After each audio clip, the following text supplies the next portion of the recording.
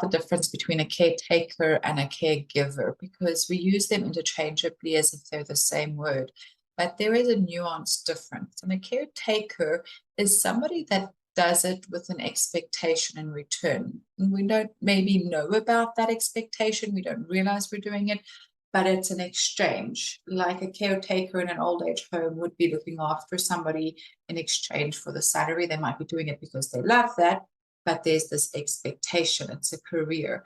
And in our relationships, we can often be providing with that expectation of, you'll like me, I'll be good enough, I'll be enough as a wife or as a mother, I will be loved in return, I will be appreciated more. And then those things don't happen necessarily, and we feel resentful.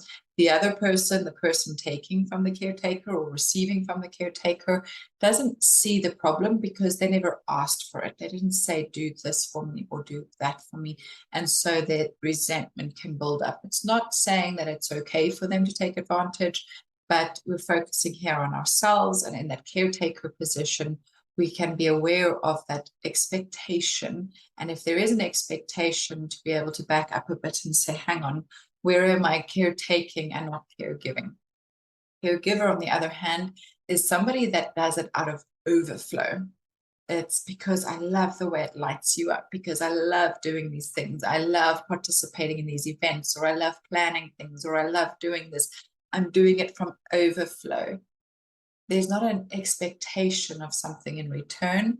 This doesn't mean that we're not allowed expectations in the relationship and that it's a one-sided thing.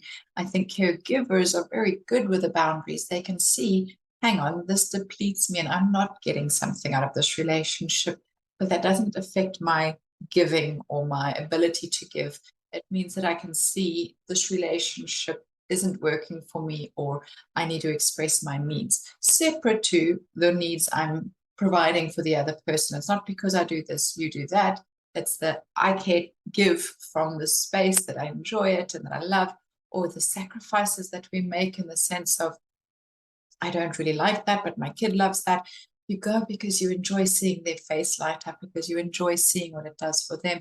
And that becomes a giving experience and not a sacrifice, and I'm being forced and poor me and I give so much and nothing's given back.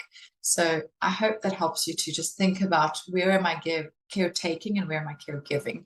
What lights me up, what doesn't light me up, and the things that don't light me up, what am I expecting in return? And then to have that discussion of your expectations separate to, I give this, so you have to give that.